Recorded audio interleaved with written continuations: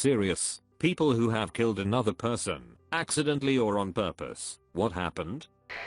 1995, was living with my druggy mother and sister who was 4 years older than me. My mom worked at a bar, and as a 7-year-old kid lived half my time in that bar. We did have a house that more of a shed on a lot that was converted into a house. Well, my mom got close with one of the patrons who also drank a lot and did drugs. Well, one day she broke up with him, I guess, and he kept coming over threatening her. A few days later she gets a call from him, not sure what was said, but she tries to hurry us into the back room, where we kept our clothes. She attempts to hide us all under the clothes, but I start freaking out, and try to leave the house. As I get to the front door a trucker pulls in. I stop and hear him get out, screaming for my mother. He tries to get in the door at first and fails. I'm about 3 feet to the side of the front door. He shoots at the door. I freak and jump on the top of the couch, that is right next to the door, while also grabbing my T-ball bat. He kicks and kicks at the door and it finally opens.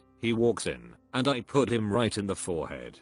He instantly goes out. I scream and my mom finally comes out with my sister, and we both leave, then call the police at the bar. That same night I went to go live with my father permanently, as my mother had arrest warrants. I didn't know, until I was about 16, that he had ended up dying in the hospital between my concussion and alcohol poisoning. I don't feel bad about it though. In '76 I was 6 years old. My grandpa was my best friend and my hero. He always wore stripped bib overalls, so I had to have matching ones. I'd sit on his lap and we'd eat Cheetos and watch Zorro. We'd also play a silly game, pulling hair out of each other's arm. We were wrestling around one day, and I hit him in the nose with my head, and it started to bleed, so badly that he ended up in the hospital. He died 2 days later. I was always told that I remembered it wrong, and I had nothing to do with it. Last year I was at my uncle's, another man who I greatly admired. I knew he would tell me the truth, so I asked him. He pretty much said I remembered it correctly. Grandpa was taking blood thinners and the hospital never really got the bleeding stopped, and he basically choked to death.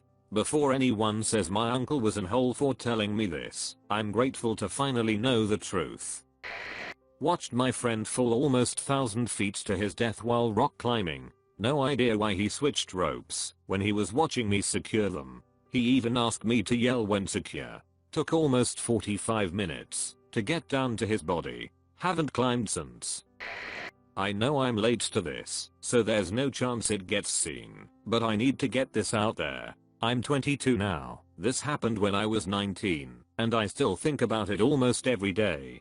From the time I was really young, 4 or 5 probably, my dad had kidney problems. He was on dialysis for a while, got a transplant that lasted for a good few years, and then back to dialysis. The last stint on dialysis lasted 10 years. He finally decided he was in too much agony to continue treatment. He came home with the plans to live his last few days in the comfort of his home surrounded with loved ones.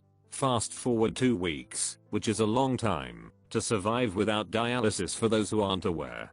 Dad's health was going downhill fast. All the symptoms of the end stages of uremic poisoning. We knew the inevitable was going to happen, and probably very soon. He was gasping for air with every breath. To this day it's the hardest thing I've ever witnessed. Hospice had provided comfort drugs for the end stages, namely concentrated liquid morphine. I couldn't stand to see the strongest man I've ever known struggle anymore, so I loaded 2 syringes with morphine and put them under his tongue. I know it was the poison in his body. I know it was the sickness. I know he was suffering, and I made the right decision. But I also have to live with the fact that I know the dose of morphine I administered was what ended it all for him.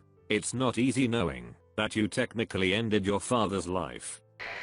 A car ran a stop sign right in front of me one night when I was heading back from a friend's house. I drilled it going at about 50 miles per hour. Everything went dark, and when I came to I was facing the opposite way on the other side of the road I'd been traveling down. I kicked my door open, got out, and it was the most powerful sense of the realization/depersonalization I've ever felt. I was totally out of body just standing quietly in the middle of the street on a peaceful summer night. Glass everywhere. My Ford Explorer in front of me just destroyed beyond belief. I start coming to my senses and hear a car horn. I look around and realize it's coming from the car I hit, so I start sprinting as fast as I can toward it. I get up close and see that the driver's side is totally crushed, the window shattered.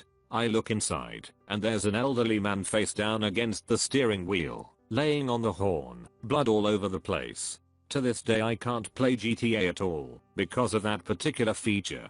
I start shaking him like crazy and yelling, "Are you okay? Are you okay?" There's no response. So I pull his body back toward the car seat away from the wheel. And it's an old woman, not a man. Completely dead, face smashed up. Someone's mother and grandmother just lifeless and maimed sitting right in front of me. Most terrible image. Just totally terrifying and numbing to see something like that. I stumble down the street and up toward the closest house and knock on the door. This woman answers in her pajamas and I can't even talk straight or anything. I'm just crying hysterically at this point and finally get out that there's been a bad wreck. By this time people are pulling over and pouring into the street. I remember the emergency responders having to use the jaws of life to get her body out of the car. And then my mom showing up and seeing my car and holding her hands on her head and yelling, "Oh my god," over and over, as though she couldn't even grasp what had happened at all. As far as aftermath, I think about it maybe once every 3 to 4 months now. I have a ton of repressed memories from childhood/youth and that's another one that is buried pretty deep. I don't feel a sense of guilt. For years I was obeying the speed limit and did everything I could, but I still tear up now and then thinking about some kid losing his or her grandmother that way, or someone losing their mother like that, or an old man losing his wife and best friend in such a horrible manner that late in life. I just hope she immediately passed away on impact and didn't feel any pain, didn't suffer at all. I was seeing a guy for over a year. One of those amazing people, hilarious, works with kids, takes care of family. I loved him. He was diagnosed with a malignant brain tumor. He had about 2 years to live. Lots of headaches, seizures. He was really ashamed and fearful of being a burden. There was a surgery offered to him. It had a decent chance to give him an extra 5 to 7 years. He wasn't interested, and that broke my heart. We talked, I convinced him. He agreed to have it and went in about a month later. He had a massive stroke during the surgery and died. He had a DNR that I didn't know about. They had to let him go. His mom vomited when she found out. I'll never be able to face his family. It's taken me years to talk about it, but I think about him every day. I'll never forgive myself for being that selfish.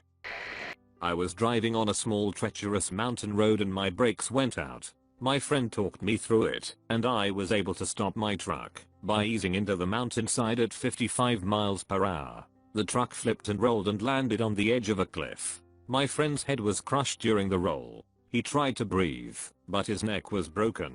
He died as I was trying to talk to him. At the time I was a single mother. A man broke into my house in the middle of the night. I shot him on my tile entry, hit him in the eye, died on contact. Bled out all over my floor. 2 years old, didn't even wake up. He had a full abduction kit in his trunk. Had 2 guns and a machete on him.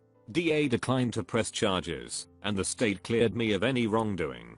I refused the TV circuit. Talking about it honestly, I would like it if my son did not learn about it until he was at least a teen. All I know, middle of the night and someone broke in Texas. He played a game he wasn't going to win. I'm a locomotive engineer. I drive trains. 13 times in my 19-year career so far. Someone ended up in front of my train that didn't survive. Suicide, poor judgment, or no sense of situational awareness combined with a vehicle that takes a mile or more to stop equals death about 50% of the time in my experience. The nightmares of various incidents awaken me regularly. Pretty sure that I suffer PTSD, but if I do something about it, I will lose my job, medically disqualified. I cannot let that happen at the moment, as financial ruin would result. Please, stay out of the path of my freight train.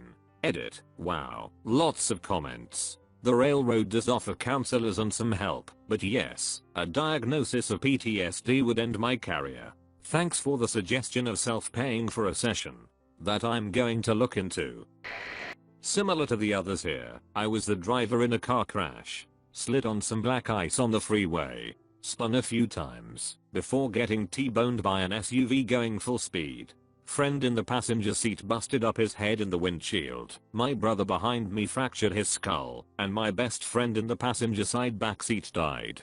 My friends, at the time, used humor to get through things. I have a dark sense of humor, but they consistently went too far, and I ended up leaving all my close friends. 4 years after I had to go to court, because of other cars that were affected by the crash, and my friend's mom was trying to sue me for more money than the $100K my insurance already paid out. I used to scream out in my sleep.